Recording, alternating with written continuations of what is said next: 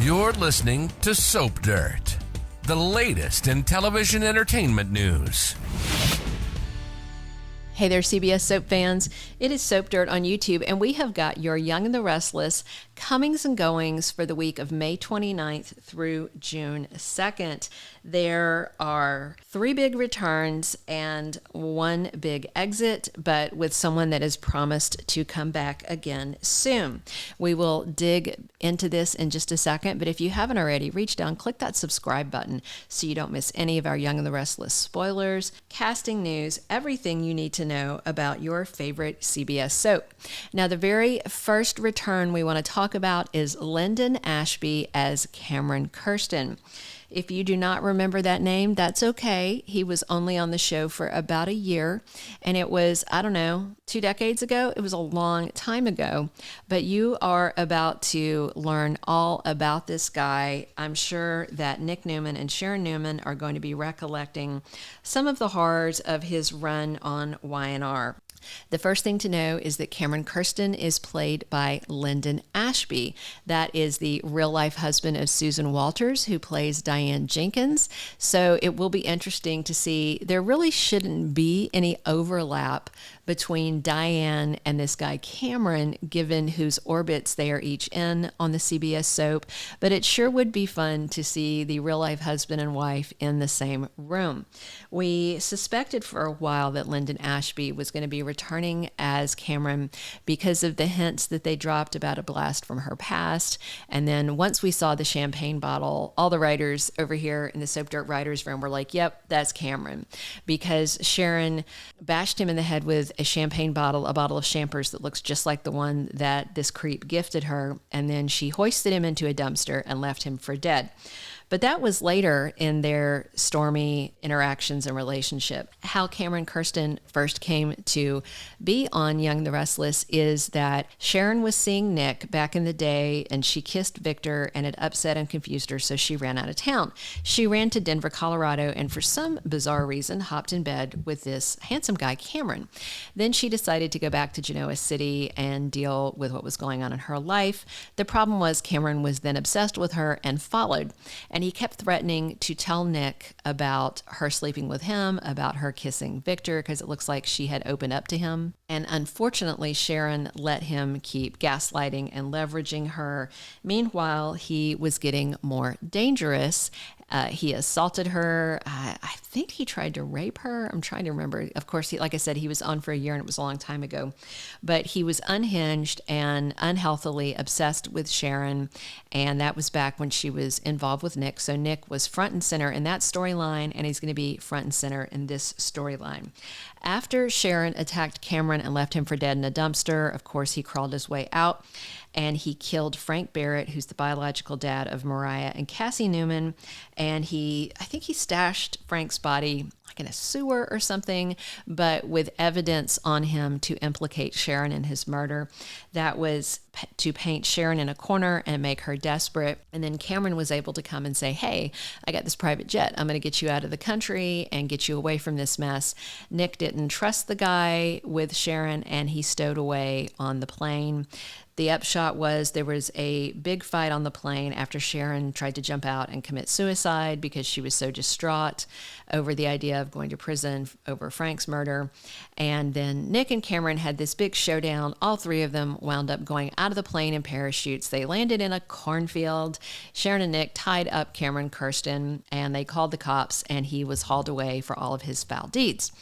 This coming week, Chance Chancellor comes out to the ranch to deliver news to Nick and Sharon that, in fact, Cameron Kirsten is out of prison. So we're going to see a whole bunch of Linden Ashby, and as a matter of fact, there are some scenes of him that happened on the Friday, like May 26th episode, where he is in town, and it looks like he has checked into a hotel. He's paying cash. And then he sets off into Chancellor Park and has a run-in with Sharon's daughter, Faith Newman. And that is our second comings and goings announcement, is that Reylynn Caster is back as Faith Newman.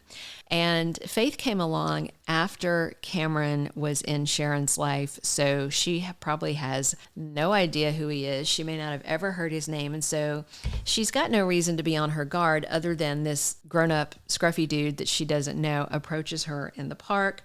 And on the latest Y&R promo, he says, "Hey, are you Faith Newman?" And she says, "I am. Do I know you?" And he says, "No." So I'm interested to see if he says, "But I know your parents, Sharon and Nick."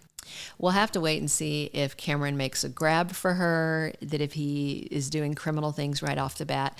I tend to think he might try and be low-key and sell himself as a reformed man to start with. However, there is no reason for him to be back in Genoa City unless he's just there to stir the pot with Sharon. The May sweeps and beyond spoilers and some of the summer spoilers for this plot line say that Nick and Sharon circle the wagons. Nick is there to protect Sharon. And unfortunately, that takes him away from Sally Spectra, who is pregnant, and he promised to be there for her. Another return this week is Phyllis Summers. She has been rarely seen since faking her death. We found out that that's called a pseudocide. Isn't that a fun word to know?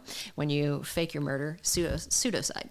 And she has scenes this past week with Summer Newman. They meet at the GCAC, and Summer is, of course, stunned to learn that her mother was at her memorial and watching them cry and have heartbreak. But Summer just keeps letting her mom slide on everything and seems want to be happy to keep blaming Diane for this somehow when it's all Phyllis's choices that she made. If Diane really is up to no good, then it seems like the best approach would just to let Diane expose Diane, to let, people do themselves in. But she couldn't wait for that. And so she cooked up this whole plot. And it's so messy. But now it seems like Phyllis Summers is back on the scene for good. She's got scenes with Daniel Romalotti in the week of May 29th. And it seems he might soften his stance on wanting her to be arrested and come clean. But we'll see, because she definitely has got to pay the piper for what she's done. Also, Lily Brooks O'Brien, who plays Lucy Romalotti, has finished her run on Young and the Restless. She had scenes with Daniel, and Daniel told her that her grandmother faked her death to set up Diane. Of course, Summer was furious that Daniel told his daughter, but he's just not willing to tell any more lies for their mom, and that makes sense. So the 3 returns for this week: Linden Ashby back as Cameron, and then Faith Newman back, and we'll talk about the other 2 real quick. If you haven't already, reach down, click that subscribe button so you don't miss any of our Young and the Restless spoilers, casting news, all the stuff you need to know about your favorite CBS soap. And it seems Phyllis is back for good. There's spoilers all week long related to her. She's going to start trying to make amends. I would guess that Diane Jenkins is not the person she's trying to make amends to. She's probably going to keep trying to make excuses there, but if she's smart, she might throw herself on the mercy of Jack and Diane and let them lean on her. Things are going to get very tense, though, because Kyle Abbott knows on Monday that Phyllis is back. He barges into the GCAC room where she's talking to Daniel and Summer. And let's face it, Summer is not going to have much of an excuse for why she's there with her mom. We'll see how much lying gets done once he busts in on them. And say goodbye to Lucy Romalotti for now, but we have heard that she is back very soon. Thank you for being a loyal listener. Follow us wherever you get your podcast, because you don't want to miss the next episode. Soap Dirt is on all the major podcast platforms, including Apple Podcast, Spotify, iHeartRadio, and more.